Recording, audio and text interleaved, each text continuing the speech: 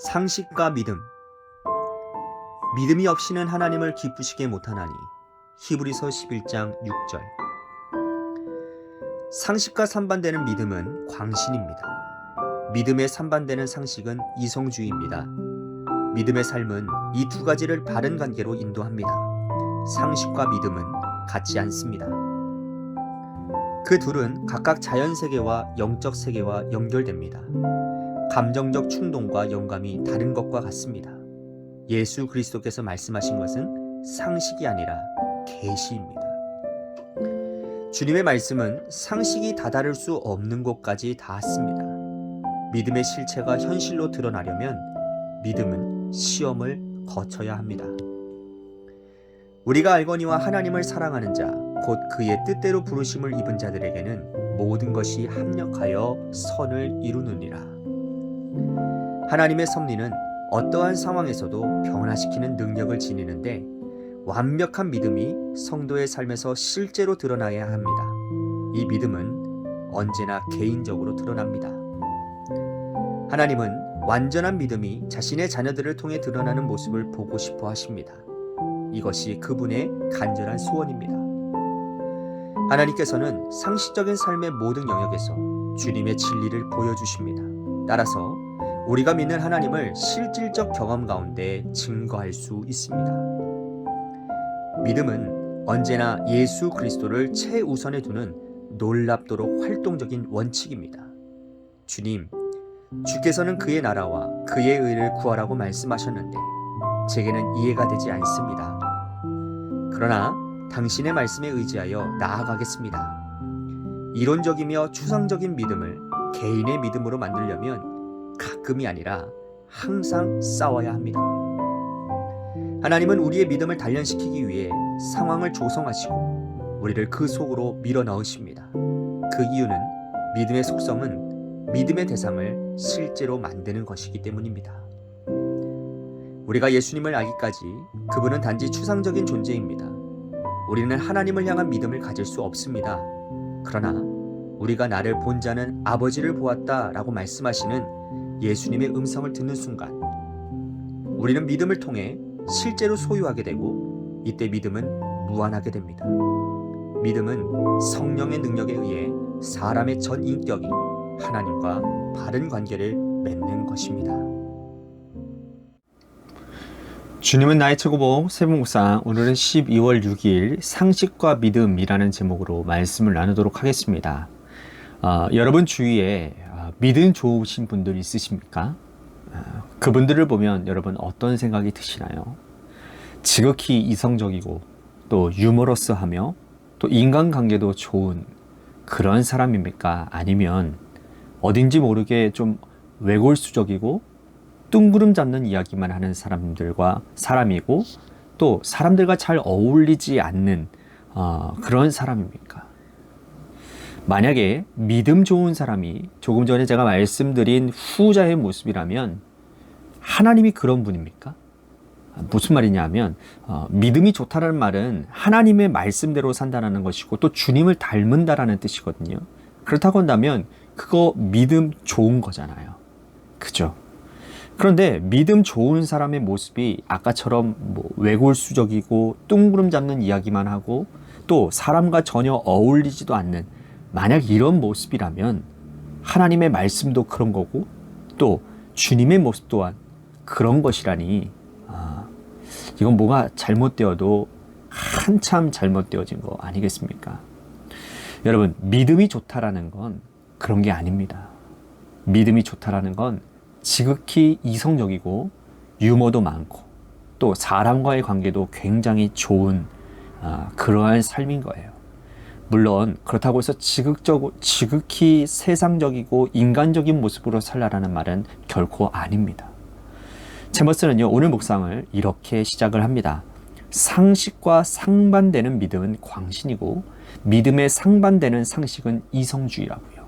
믿음의 삶은 이 두 가지를 바른 관계로 인도하는 것이라고 말을 합니다. 챔버스의 말대로 상식과 믿음은 같은 것이 아닙니다.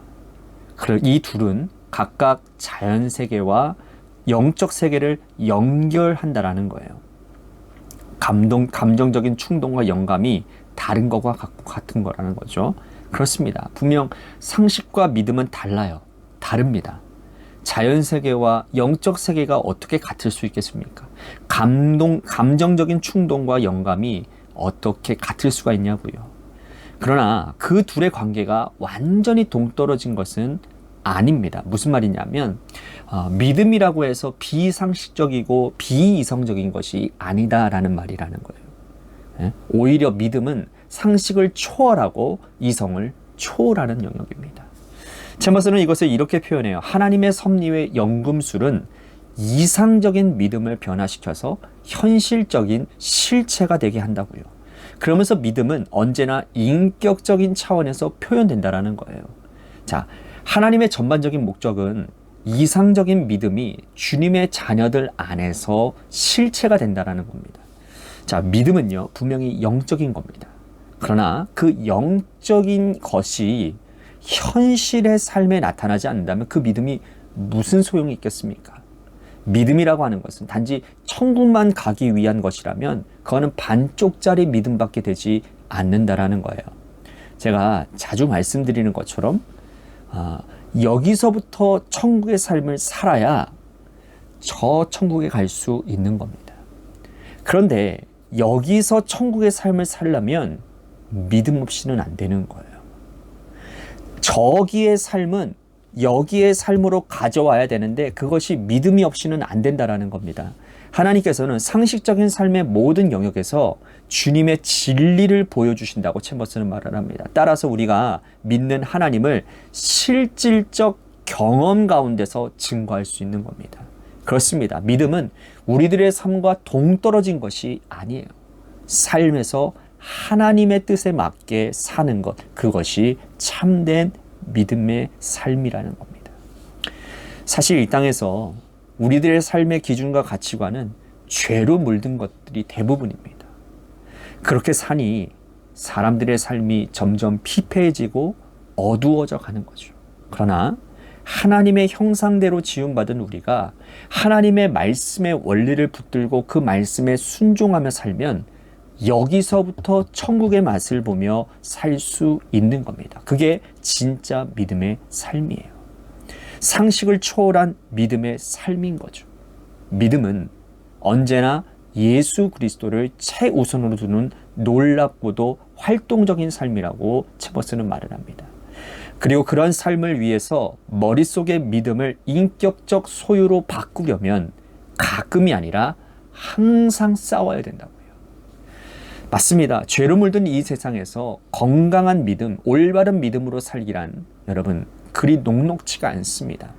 내가 주인된 세상에서 주님이 주인 되심을 인정하고 주님의 뜻을 우선순위로 두고 살기란 말처럼 그렇게 쉬운 것이 아닙니다. 그래서 우리가 어제 저녁 기도의 말씀처럼 우리는 피 흘리기까지 싸워야 되는 겁니다.